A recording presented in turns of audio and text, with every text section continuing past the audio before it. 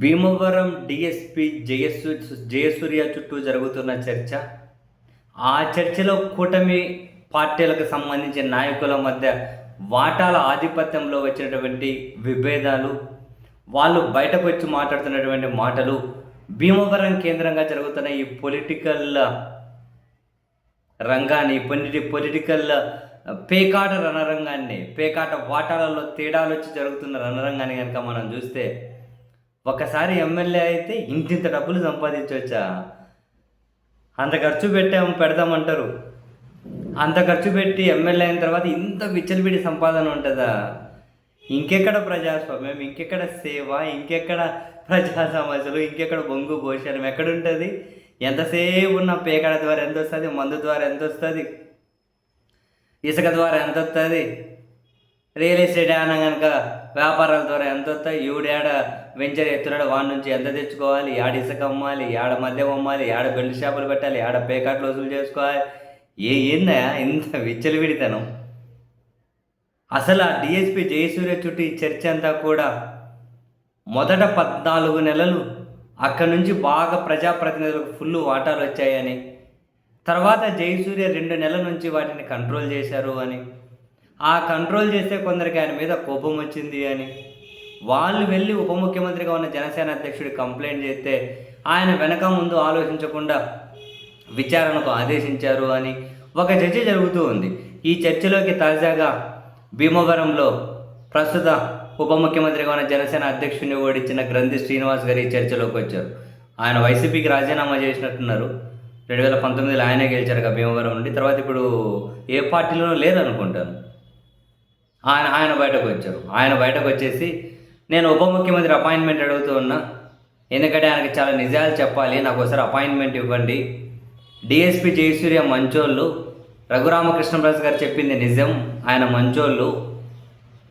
ఇక్కడ గత 14 నెలల నుంచి ఇక్కడికి సంబంధించిన ఒక ప్రజాప్రతినిధి, అంటే భీమవరం ఎమ్మెల్యేగా జనసేన పార్టీ ఎమ్మెల్యే ఉన్నారు భీమవరం నుంచి, జనసేన పార్టీ. ఇక్కడ ఒక ప్రజాప్రతినిధి అండ్ కూటమి పార్టీకి సంబంధించిన మరో నేత అట 10 లక్షల రూపాయలు ఈ పేకాట క్లబ్బుల నుంచి వసూలు చేసేవాళ్ళట. 10 లక్షలు, 5 లక్షలు, చిన్న పెద్ద దాన్ని బట్టి పేకాట క్లబ్ నుంచి ఇంత డబ్బులు నెలకు వసూలు చేసేవాళ్ళట. ప్రతి బ్రాందీ షాప్ నుంచి నెలకు 4.5 లక్షలు వసూలు చేస్తారట. ఆ కిందకి మరి లిక్కర్ షాపులు, ఇది ఎంత సంపాదన? విచ్చలవిడిగా సోషల్ మీడియాలో జరుగుతున్నటువంటి ఒక చాలా నమ్మదగ్గ చర్చ ఏంటి తెలుసా? ఒక భీమవరం నియోజకవర్గంలోనే పేకాట నుంచి ఒక్కొక్కరికి నెలకు 1,00,000, ఇంకొక పోలీసులకు నెలకు 50,000, ఇంకొకరికి నెలకు 40,000 రోజుకంట.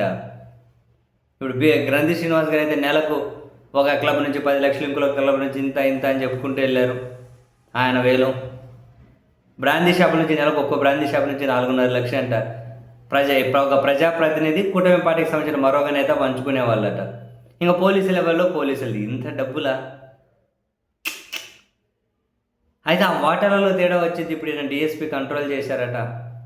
అందుకని చెప్పి వెళ్ళి ఆయన ఉప ముఖ్యమంత్రికి ఫిర్యాదు చేశారట. డిఎస్పీ చాలా మంచోళ్ళు, కంట్రోల్ చేసినప్పటి నుంచి వీళ్ళ కోపం వచ్చింది. 14 నెలలు మంచిగా వసూలు చేసి తిన్నప్పుడు వాళ్ళకి ఏమీ కోపం రాలేదు అని, నాకు ఆయన అపాయింట్మెంట్ ఇస్తే అన్ని నిజాలు చెబుతాను అని. నాకు తెలిసి ఆయన పక్కన వ్యాపారాలలో కూడా ఇంత ఆదాయాలు ఎక్స్పెక్ట్ చేయలేము. ఇది ఇంకా అతిపెద్ద వ్యాపారం, ఒంగు భోజనం. ఇంకేడ ప్రజాసేవ అండి బాబోయ్? ఇంకెక్కడ ప్రజాసేవం, ఇంకెక్కడ నీతి, ఇంకెక్కడ ధర్మం, ఇంకెక్కడ ప్రజాస్వామ్యం, ఇంకెక్కడ రాజకీయం? ఏదో మాట్లాడుకోవడానికి పనికొస్తాయి. కానీ క్షేత్రస్థాయిలో ఇంత పిచ్చులు పెడుతున్నాం. యాడ చూడు, ఎవరు చూడు.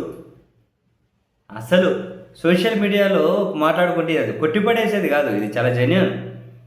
ఒక జనసేన పార్టీ ఎమ్మెల్యే 16 నెలలు 500 కోట్లు సంపాదించారంటున్నది. మొన్న ఒక ఆడియో కూడా రిలీజ్ అయ్యా, ఒక టీడీపీ నేతది, ఒక జనసేన ఎమ్మెల్యే ఎంత సంపాదిస్తున్నారు అని. వామ్మో, అసలు మామూలు సంపాదన కాదట. ఆ సంపాదనలో తేడాలు వచ్చినప్పుడు రోడ్డు మీదకెక్కి మా గౌరవం దక్కలే, లేకపోతే వీళ్ళట్లా వాళ్ళట్లా అలక అసంతృప్తి అట. సంపాదించేవాడు విచ్చలవిడిగా పైనోడు దోసుకుంటున్నాడు, కిందున్నాడు మా కులము, మా మతము, మా పార్టీ అని చెప్పి బూటు నాకే దగ్గరే ఉండిపోయారు కొందరు. రియలైజ్ అవ్వనరా బాబు, ఏంది అక్కడ వాళ్ళ సంపాదన? ఏంది ఇదంతా? ఇంత విచ్చలవిడితనం, ఇంత డబ్బులు వా దోచుకుంటున్నారు కదా. మనం సంపాదించుకోవడానికి సంపాదించుకున్నంత. ఒకసారి ఎమ్మెల్యే అయిపోయి ఇంత పెట్టుబడి పెట్టి ఎమ్మెల్యే అవ్వాలి. తర్వాత చూడండి, డబ్బే డబ్బు.